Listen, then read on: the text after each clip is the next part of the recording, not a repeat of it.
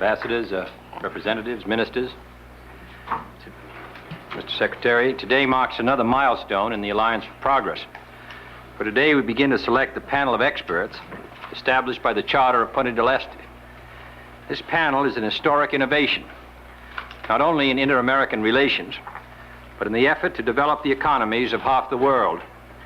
Not since the Marshall Plan, as a group of allied nations embarked in a program of regional development guided by a regional body largely selected by the developing nations themselves. These experts will review the long-term development plans of the Latin American nations, advising them on measures to strengthen the plans and the self-help and the social reform measures which will accompany them.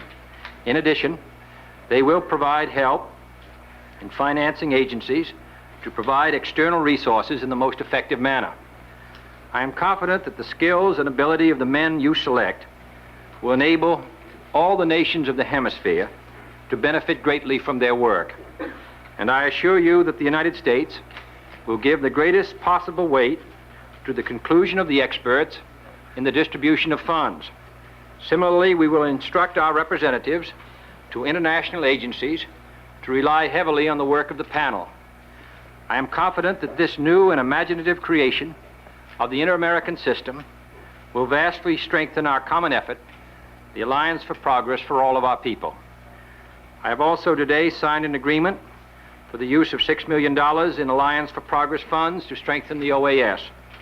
This money will be used for studies and technical assistance called for by the Charter of Punta del Este to help nations in planning the growth of their economies.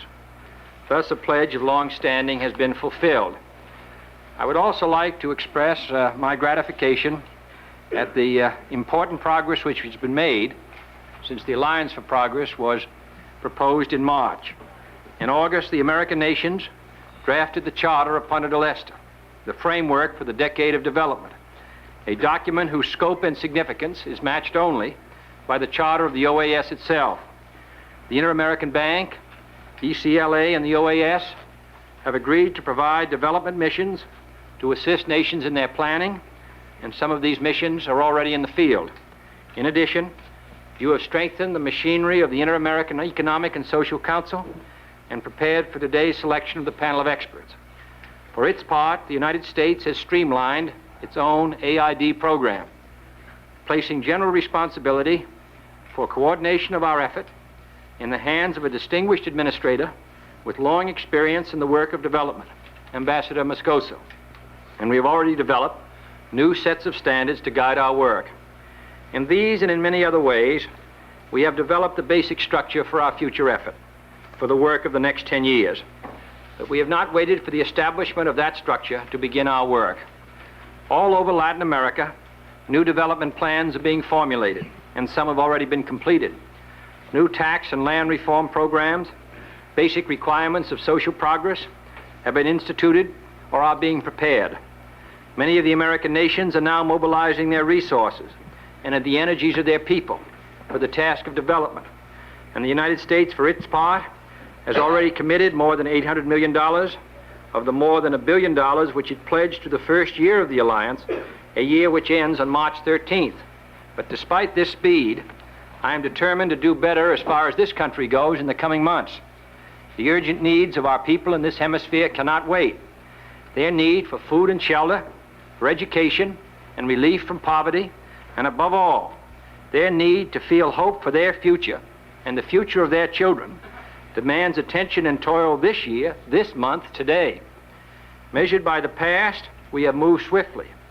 Measured by the needs of the future, we must all do much better. And I can assure you that the energies of this government and my own personal efforts will be devoted to speeding up the pace of development.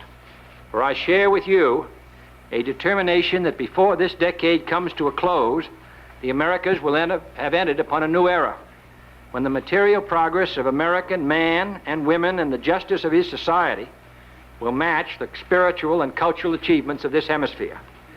I am fully aware of the immensity of the task and of the difficulties that we face, but I know we share the faith of one of the earliest settlers of my country, William Bradford of Massachusetts, who, when told in 1630 that the hazards of settling this part of the United States were too great to overcome, answered, all great and honorable actions are accompanied with the great difficulties and must be both enterprised and overcome with answerable courage. The dangers were great, but not desperate. The difficulties were many, but not invincible. All of them, through the help of God, by fortitude and patience, might either be borne or overcome. We shall overcome them.